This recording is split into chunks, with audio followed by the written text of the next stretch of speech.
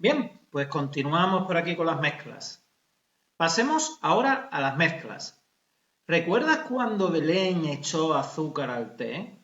En realidad, lo que estaba haciendo era juntar varias sustancias, pero sin que reaccionaran químicamente. Elaboró una mezcla homogénea o disolución. ¿Por qué las disoluciones son homogéneas? Pues porque no podemos distinguir sus componentes a simple vista. Una vez que se juntan, no eres capaz de distinguir el azúcar del té. Bien, imaginaos, por cambiar un poquillo el ejemplo, ¿no? Que cojo leche. Leche, un vaso completo lleno de leche y le echo un poquito de azúcar y remuevo. Ahí yo no voy a diferenciar la leche del azúcar. Lo que he hecho es crear una disolución o mezcla homogénea, de ahí el nombre de homogéneo.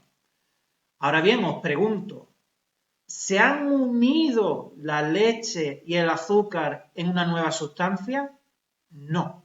Si hubiese sido así, nos hubiéramos encontrado una transformación química, porque dijimos que las transformaciones químicas, que todavía no hemos estudiado, es cuando cambian, ¿vale? A un nivel molecular, no es el caso. Yo en realidad en esa mezcla homogénea sigo teniendo la leche, digamos, por un lado, digamos, y tengo también el azúcar por otro. Lo que pasa es que está todo removido y está todo mezclado. Yo necesitaría un microscopio, mirar eso, buscar y vería que realmente está separado, pero a simple vista no lo percibo. Por eso se llaman mezclas homogéneas o disoluciones. Por tanto, cuando nosotros estamos hablando de una mezcla homogénea o de una disolución, de lo que estamos hablando es de una mezcla de varias sustancias donde no soy capaz, una vez hecha esa mezcla, no soy capaz de diferenciar una sustancia de las otras, ¿no? Si dejas pasar un tiempo, el líquido, en el ejemplo que venía aquí, el líquido se evaporará y el azúcar se quedará depositado en el fondo de la taza. Esto no sucedería si hubiera habido un cambio químico. No sería tan fácil volver atrás. Efectivamente, es todo lo que os estaba diciendo, pero desde otro punto de vista, para comprobar que efectivamente no se ha producido una transformación molecular y sigue estando, por un lado, en nuestro caso, ¿no? Del ejemplo que ponía la leche y el azúcar, por lados separados, aunque esté todo muy revuelto y mezclado, podríamos ver que si se deja reposar esto días y días y días y días, pues al final el azúcar termina bajando porque pesa, ¿no? Aquí en las imágenes podéis ver algunos ejemplos de disoluciones o mezclas homogéneas.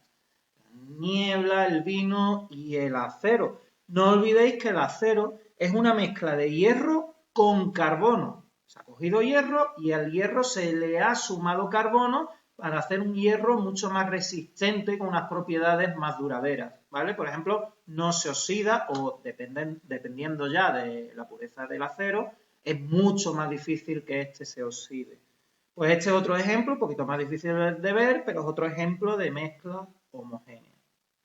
Aquí lo más importante, y ya lo está indicando, ¿no? El título, lo más importante lo tenemos aquí. Dice, una disolución es una mezcla homogénea de varias sustancias.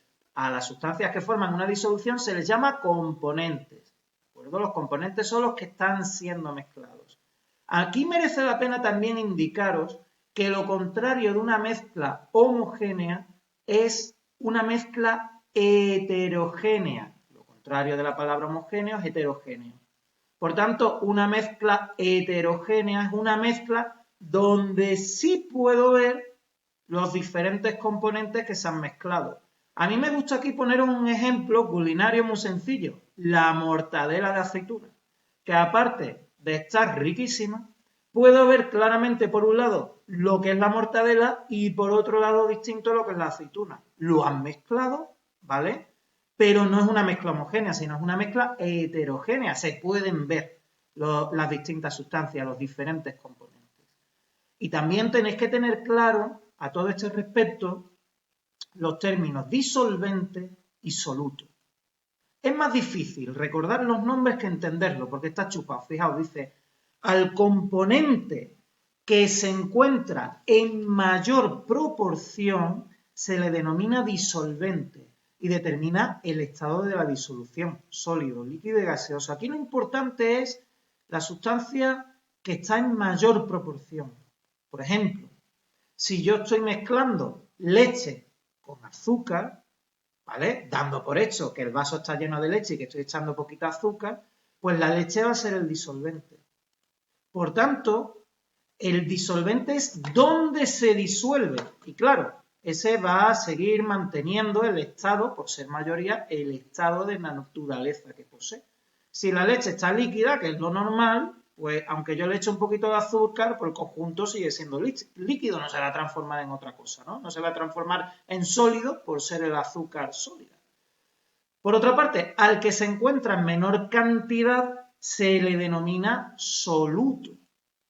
Así pues, tenemos que la sustancia que está en mayor proporción es el disolvente y el que está en la proporción chiquitita, el soluto. Por tanto, en nuestro ejemplo de mezclar leche y un poquito de azúcar, pues ese poquito de azúcar va a ser el soluto.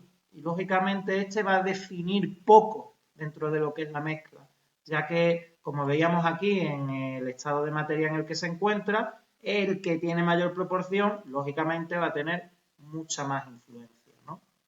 Otro ejemplo aquí que se me ocurre es, por ejemplo, el agua salada.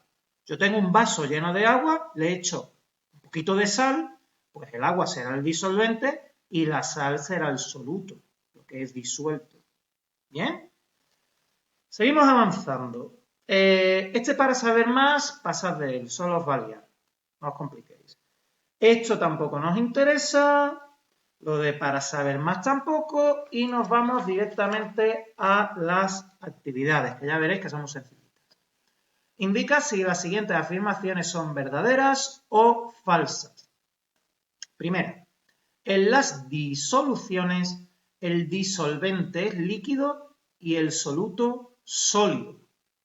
¿Vale? En relación a lo que acabamos de estudiar nosotros aquí. Está diciendo que en una disolución, en una mezcla homogénea, el disolvente siempre va a ser el líquido y el soluto siempre va a ser la sustancia sólida. ¿Eso es verdadero o es falso?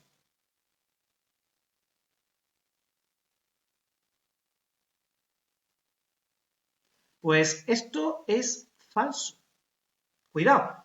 Aunque normalmente sea así, aunque la mayoría de las veces el disolvente va a ser el líquido y el soluto va a ser el sólido, en todos los ejemplos que estamos viendo es así, aunque lo normal sea eso, no tiene por qué ser obligatorio. Podría darse el caso contrario, es decir, donde el disolvente fuera el sólido y el líquido fuese el soluto. O dicho de otro modo, en el que el sólido sea la sustancia mayoritaria, ¿vale? En línea de lo que hemos explicado, ahí te lo pierdo, en línea de lo que hemos explicado aquí, ¿vale? Podría ser que el sólido es el que está en mayoría y el líquido el que está en minoría. Tenemos un ejemplo como sigue. Yo tengo un cubo lleno de arena y a ese cubo lleno de arena le echo un poquito de agua y lo remuevo y creo fango. Y ahí estáis viendo una mezcla homogénea, el fango, donde el disolvente, es decir, la mayoría de sustancias, es la arena. La arena es sólida. Mientras que el soluto, es decir, la sustancia que está en minoría, el que se le añade, el pequeñito, sería el agua. ¿Vale? Así que recordad que como ejemplo de una disolución rara, donde el sólido es mayoría, donde el sólido es disolvente, tenéis, por ejemplo, arena más un poquito de agua para hacer fango. ¿Vale? Pensad en la playa y un cubo, un niño jugando. La 2. La condensación es el proceso inverso a la fusión. La condensación es el proceso contrario inverso a la fusión. ¿Verdadero o falso? Para hacer esto, iros a este esquemita y buscarlo y pensar. Venga.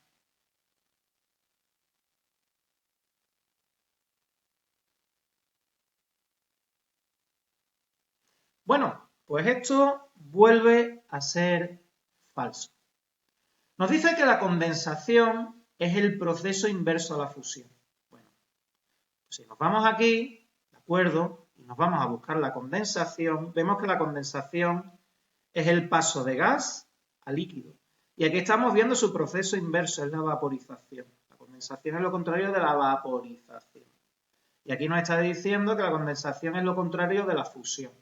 Si nos vamos al esquema, la fusión la tendríamos aquí. La fusión es el paso de sólido a líquido, como por ejemplo el hielo cuando se descongela. Y aquí estamos viendo que el proceso contrario se llama solidificación. ¿Bien? Esto, sin mirar la tabla, puede ser un poco lioso si no te sabes de memoria los nombres, ¿de acuerdo? Pero mirándolo facilito. Recordad que los más importantes son estos 4, que esto es bueno sabérselo también de memoria, pero que casi siempre se van a manejar estos 4 de aquí. ¿Vale? Con 4 me refiero a solidificación, fusión, vaporización y condensación. Seguimos. 3. La sublimación es el paso de sólido a gas. Lo mismo, hay que irse aquí y mirarlo si no se sabe todavía de memoria, que es lo normal. Vuelvo a repetir, la sublimación es el paso de sólido a gas. Y esto, pues, sería verdadero. Dice sublimación, de sólido a gas. La sublimación la tenemos aquí, de sólido a gas, ¿vale? La última. Las variaciones de temperatura producen cambios de estado, pero no de forma. Repito, las variaciones de temperatura producen cambios de estado, es decir, se pasa de sólido a líquido, de líquido a gaseoso, etc., pero no se producen cambios de forma. ¿Verdadero o falso?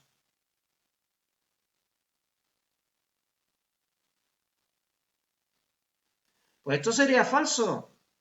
Tenemos el ejemplo de los anillos, ¿vale? En nuestro ejemplo de los anillos se produce una variación de temperatura y se ha producido un cambio de forma porque puede ser que el dedo o el anillo se haya dilatado o se haya contraído, ¿verdad? Pero no está pasando el dedo o el metal, el anillo, de sólido a líquido, de líquido a gaseoso, no, ¿vale? Entonces esto es falso. Recordad que las dilataciones y las contracciones son cambios de forma debido a cambios, a variaciones en la temperatura. ¿Bien? Bueno, por último, deciros que el resumen de todo lo visto hasta ahora en el tema lo tenéis en un esquema hecho por Pedro. Es un esquema estupendo, fabuloso, y para estudiar todo esto os sirve. No necesitáis estudiar de la grega, ¿vale? De la plataforma. Esto está muy bien hasta donde hemos llegado para comprenderlo todo, pero a la hora de estudiar, memorizar y tener un resumen, esto va fenomenal. Nos habla de todos los cambios físicos, por tanto.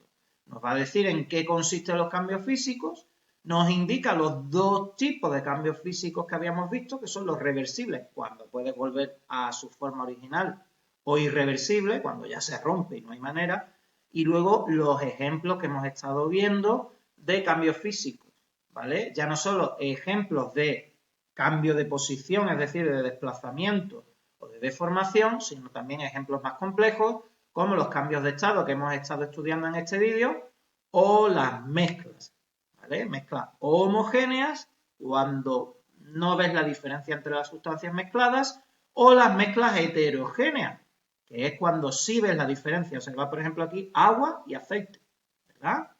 Completamente diferentes, no han llegado a mezclarse. O como el ejemplo que a mí me gustaba, ese de mortadela con aceitunas. Bueno, pues quedamos hasta ahí, hemos terminado por esta vez, facilito, ¿verdad? Más fácil que el otro tema. Bien, luego vamos a entrar más adelante en los cambios químicos y ahí es donde se complica en realidad el tema, ¿vale? Pero no le tengáis miedo, que seguro que lo avanzamos muy bien. Venga, un saludo.